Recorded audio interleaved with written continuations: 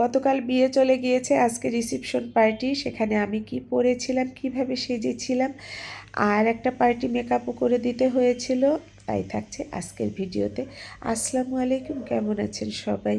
আমি আলহামদুলিল্লাহ ভালো মন্দ মিলিয়েই আছি, আশা করছি আপনারা অনেক ভালো আছেন। তো একটা পার্টি মেকআপ ছিল, গতকালকেও আমি সাজিয়ে দিয়েছিলাম। গতকাল বিয়ের প্রোগ্রাম ছিল, আজকে হচ্ছে সেই বিয়েরই রিসেপশন। তো যেতে পারবো না করে চলেও গিয়েছিলাম। তো পার্টি মেকআপটা আগে শেষ করব, তারপরে আমি রেডি হব।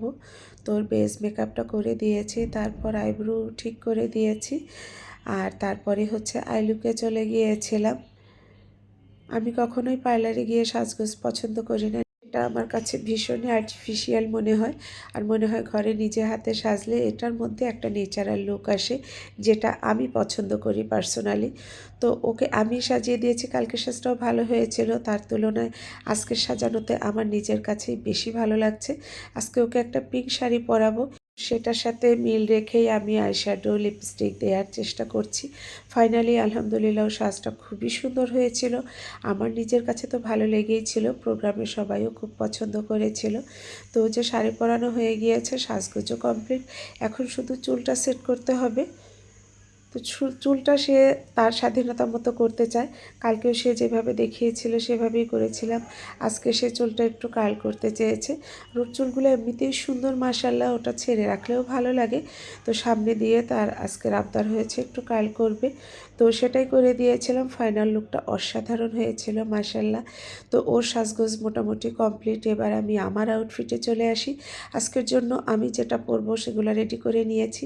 এই শাড়িটা আমার অনেক আগেকার পরাই হয় না, তো সেটাই বের করে নিয়েছি। জুয়েলারি তো আমি কোনো গোল্ড তুলিই নাই, তো মনে হলো এই মালাটা যায় কিনা এর সাথে। আর জুয়েলারিটা নিয়েই আসলে একটু কনফিউজড, তো এই মালাটার সাথে দুলটা অনেক ছোট, তো মনে হলো ওই দুলটা পরি। ছোট্ট একটা চিকও বের করে নিয়েছি, জানি না ফাইনালি কোনটা পরবো। চুড়িও নামিয়ে নিয়েছি মিলিয়ে। আর আংটি তো আমার আনিস সাহেবকে খুশি করার জন্য লাগেই, আমার অনেক আংটি পরতে হয় প্রোগ্রামে, না হলে সে খুশি হয় না। আর শাড়ির সাথে মিলিয়ে আমার খুব সুন্দর একটা ব্যাগও বের করে ফেলেছি, মনেই ছিল না, এটা পাওয়াতে মনটাই ভালো হয়ে গেল।